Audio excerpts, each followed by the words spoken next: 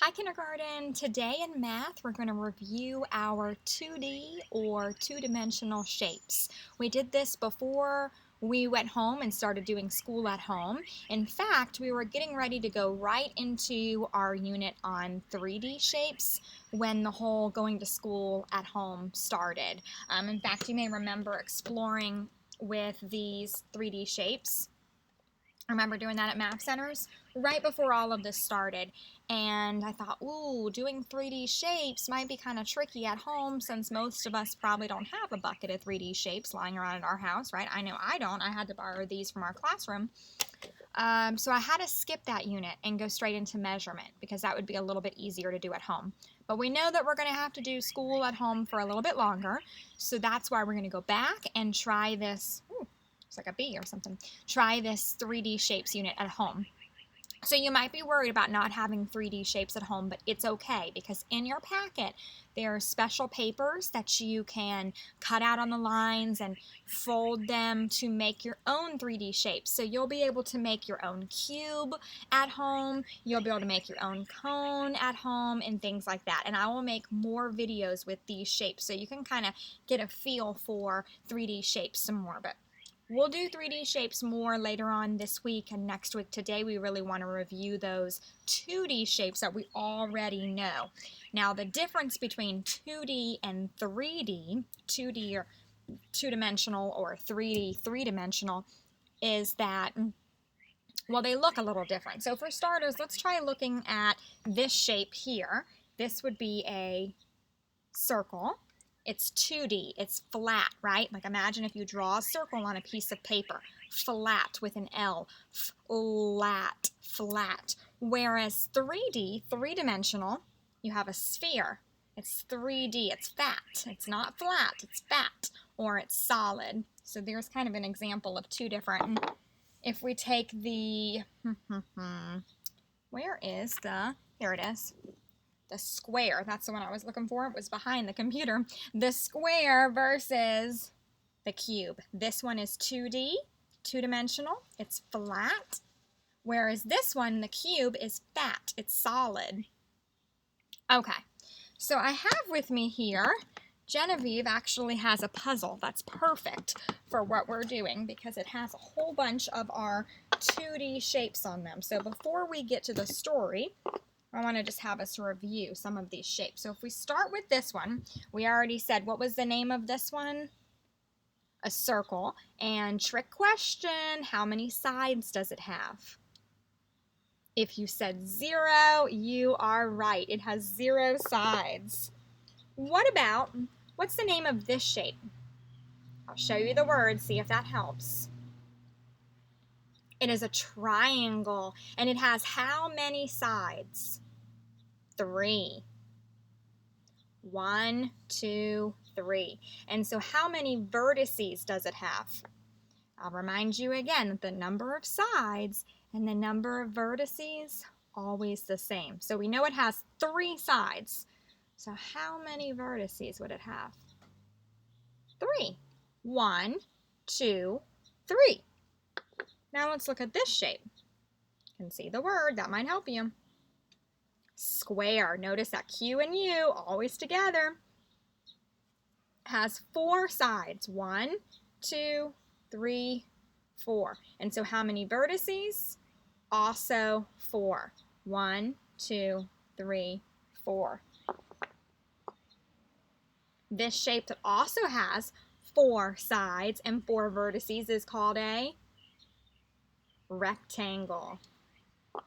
Now on this puzzle piece, it says diamond, but do you remember the fancy name for it? It starts with an R, so think rhombus. A rhombus has how many sides?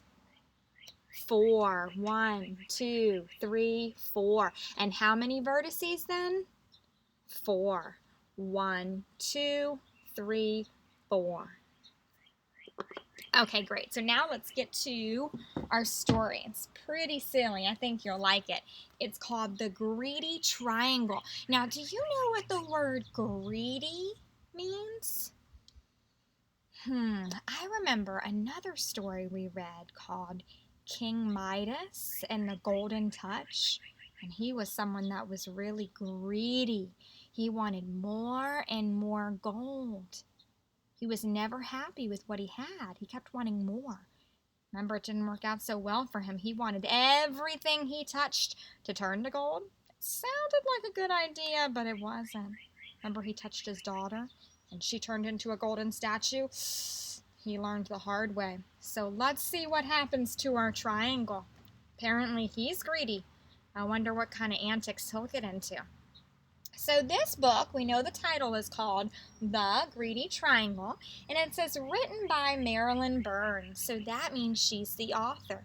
The author writes the words, the author writes the words. Hi-ho, librario, the author writes the words. Illustrated by Gordon Silveria. That means he drew all of the pictures. He did the illustrations in this book. Here's the title page. The Greedy Triangle. Tells us the title again. Once there was a triangle that was, as most triangles are, always busy. The triangle spent its time holding up roofs, supporting bridges, making music in a symphony orchestra, catching the wind for sailboats, being slices of pie and halves of sandwiches, and much, much more. The triangle's favorite thing, however, was to slip into place when people put their hands on their hips. That way I always hear the latest news, which I can tell my friends. And the triangle's friends liked hearing the latest news. So let's try that. Let's see if we can make a triangle when we put our hand on our hip. Do you see the triangle? 1, 2, 3 sides. 1, 2, 3 vertices. Well, one day, the triangle began to feel dissatisfied. I'm tired of doing the same old things, it grumbled. There must be more to life. So the triangle went to see the local shapeshifter. How can I help you? The shapeshifter asked the triangle. I think if I had just one more side and one more vertex, then my life would be so much more interesting. Well, that's easy to do, said the shapeshifter. Poof! The shapeshifter turned the triangle into a square, or another fancy name that we sometimes call a shape with 4 sides is a quadrilateral. Can you say that with me? Quadrilateral. So let's look at some quadrilaterals. That means a shape with 4 sides. A square is a quadrilateral. It has 4 sides. 1, 2, 3, 4. A rectangle is a quadrilateral. It has 4 sides. 1, 2, 3, 4. And the diamond, also known as the rhombus, has 1, 2, 3, 4 sides. So let's make a prediction.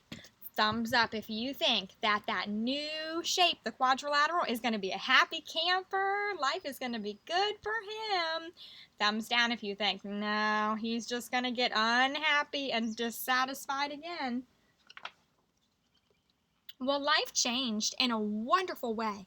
The quadrilateral was so happy with all the things it could do. It could be a baseball diamond, or first, second, or third base. It could take position on a checkerboard or chessboard. It could be a television screen. It could be a computer screen or a movie screen. It could frame windows or pictures and much, much more. Oops, trying to get the picture in view for you. The quadrilateral's favorite thing, however, was to be the pages of a book. 1, 2, 3, 4 sides. I learned so many interesting stories that way, it said, which I can tell my friends. The quadrilateral's friends liked hearing the stories. But one day, the quadrilateral began to feel dissatisfied. I'm tired of doing the same old things, it grumbled. There must be more to life. So the quadrilateral went back to the shapeshifter. How can I help you? The shapeshifter asked the quadrilateral. I think if I had just one more side and one more vertex, then my life would be so much more interesting. Well, that's easy to do, said the shapeshifter. Poof! The shapeshifter turned the quadrilateral into a shape that has 5 sides. It looks like this. It's called a pentagon. Looks like a house. There he is there, the pentagon. Well, life changed in a wonderful way. The Pentagon was happy with all the new things it could do. On a baseball diamond, the Pentagon could be home plate. It could be a section on a soccer ball. It could appear inside whenever someone drew a star. The Pentagon's favorite thing, however, was to be the headquarters of the United States military near Washington, D.C. I hear all the top secrets that way. It said, it's too bad that I can't tell them to my friends. And the Pentagon's friends couldn't help but feel left out. After a while, time seemed to pass slowly for the Pentagon, and it became dissatisfied. I'm tired of doing the same old things, it grumbled. There must be more to life. So the Pentagon went back to the shapeshifter. You're here again, the shapeshifter said. What would you like? I think if I had just one more side and one more vertex, then my life would be so much more interesting.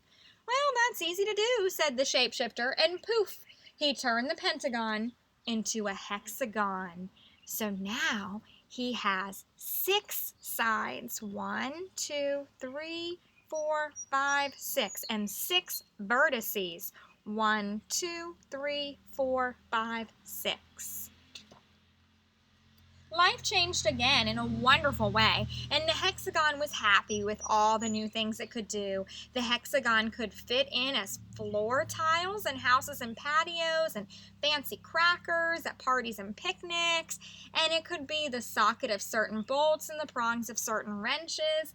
The hexagon's favorite thing, however, was to be a cell in a beehive. I love watching those bees buzz in and buzz out.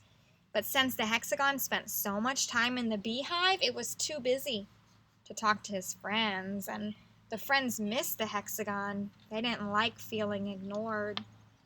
Well, again and again, that shape became dissatisfied and unhappy, and then again he went back to the shapeshifter for more sides and more vertices, and he kept changing him, and finally the shape had so many sides.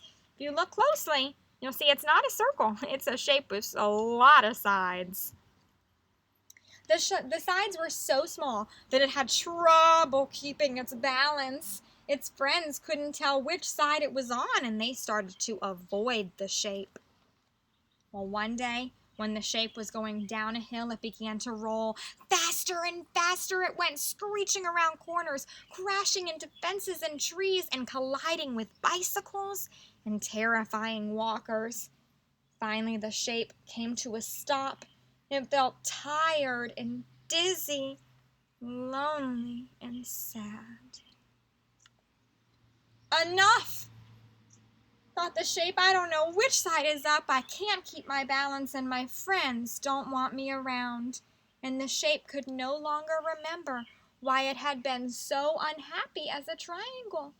So very carefully, it went back to the shapeshifter.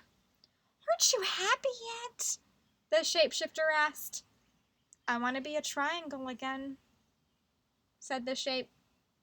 I'm not surprised, said the shapeshifter. And poof, the shapeshifter turned the shape back into a triangle. The triangle was delighted to have its old shape back, and it kept itself very busy. Once again, it held up roofs, supported bridges, made music in a symphony orchestra, caught the wind for sailboats, became slices of pie and halves of sandwiches, and much, much more. Still, the triangle's favorite thing was to slip into place when people put their hands on their hips. That way, I hear the latest news, which I can tell my friends. And its friends liked hearing the news, and they were so glad the triangle was back in shape again. The end. I hope you liked that story as much as I do. Today you're going to play a game where you're going to use your paperclip and pencil, and you're going to flick the paperclip, have it spin, see what shape you land on, and you'll color and record. See which shape wins. How many sides does that shape have? How many vertices does that shape have? Hope you have fun playing. See you soon.